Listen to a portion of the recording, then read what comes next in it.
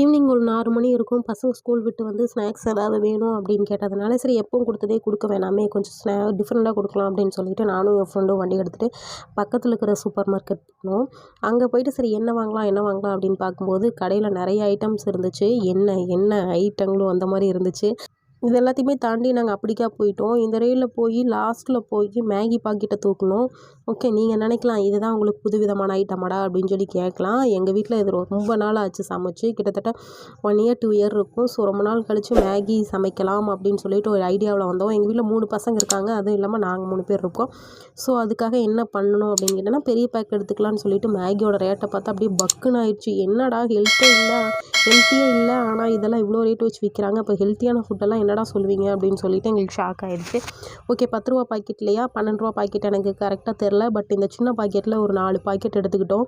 என் friend கணக்கு போட்டு வாங்கிக்கிட்டாங்க. பசங்க 3 பேர்த்துக்கு 3 பாக்கெட்னாலும் நம்ம ஒரு பாக்கெட்டை 3 பேர் ஷேர் பண்ணி சாப்பிட்டுக்கலாம் அப்படின்னு சொல்லிட்டு கனெக்ட் பண்ணிவிட்டு வாங்கிட்டு அங்கேருந்து கிளம்புறேன்னு சொன்னீங்க, இன்னும் கிளம்பலையா, இங்கே தான் நிற்கிறீங்களா அப்படின்னு கேட்டிங்கன்னா, திடீர்னு என் ஃப்ரெண்டு மேகி மட்டும் கொடுத்தா நல்லா இருக்காது, அது கூட பாப்கார்னும் சேர்த்து கொடுத்துக்கலாம் அப்படின்னு சொல்லிட்டு அது 2 வாங்கிட்டாங்க.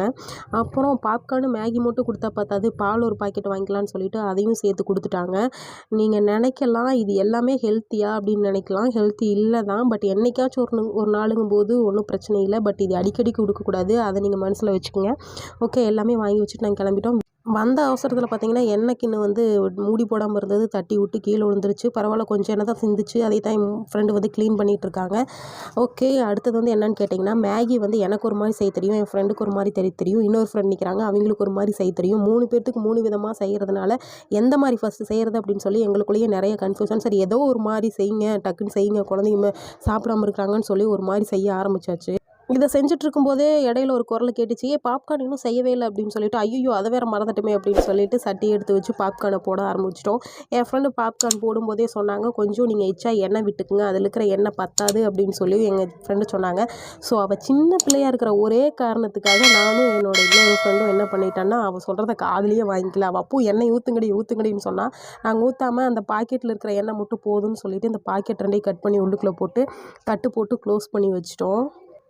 பாப்கார்ன் சாப்பிட்றதுக்கெல்லாம் நல்லாயிருக்கும். பட் அந்த செய்யும்போது அந்த டப்புன்னு சட்டியில் அது வெடிக்கிற சத்தம் கேட்கும். ஸோ அந்த சவுண்டு வந்து செம்மையாக இருக்குங்க.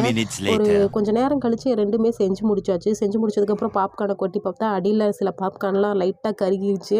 என் ஃப்ரெண்டு பக்கத்தில் வந்து கிறுக்கிக்கலாம், நான் ஃபஸ்ட்டே சொன்னேன்ல பாப்கார்னில் கொஞ்சம் எண்ணெய் ஊற்றுங்க, எண்ணெய் ஊற்றிருந்தால் அந்த மாதிரி கருகி இருக்காதுல்ல அப்படின்னு சொல்லி சொன்னால், சரி விட்ரி வெற்றியும் தோல்வியும் வீரனுக்கு ஜகஜம் அப்படிங்கிற மாதிரி எடுத்துக்கிட்டோம். அடுத்தது என்னென்னு பார்த்தீங்கன்னா, பாப்கார்ன் செஞ்சு முடிச்சாச்சு. அது வந்து ஹாலுக்கு போயாச்சு. அடுத்தது மேகி வந்து 3/4 வெந்தாச்சு, இன்னும் 1/4 இருக்குது. இந்த பாப்கார்ன் பார்த்தீங்கன்னா செம்ம டேஸ்ட்டாக இருக்கும். உங்கள் ஏரியா சைடு இந்த மாதிரி பாக்கெட் கிடச்சிச்சின்னா வாங்கி செஞ்சு பாருங்கள். ஆனால் அடிக்கடி செஞ்சு கொடுக்காதீங்க. ஃபஸ்ட் ரவுண்டுக்கே தட்டு காலி ஆயிடுச்சு. ஓகே, அடுத்தது வந்து மேகி ரெடி ஆயிடுச்சு. Maggi with popcorn with tea and காஃபியோட இந்த ஈவினிங் ஃபினிஷ் ஆயிடுச்சு. தேங்க்ஸ் ஃபார் வாட்சிங். இந்த வீடியோ உங்களுக்கு பிடிச்சிருந்தா மறக்காமல் சப்ஸ்கிரைப் பண்ணிக்கோங்க. அடுத்த வீடியோவில் உங்களை சந்திக்கிறேன். Tata, bye bye.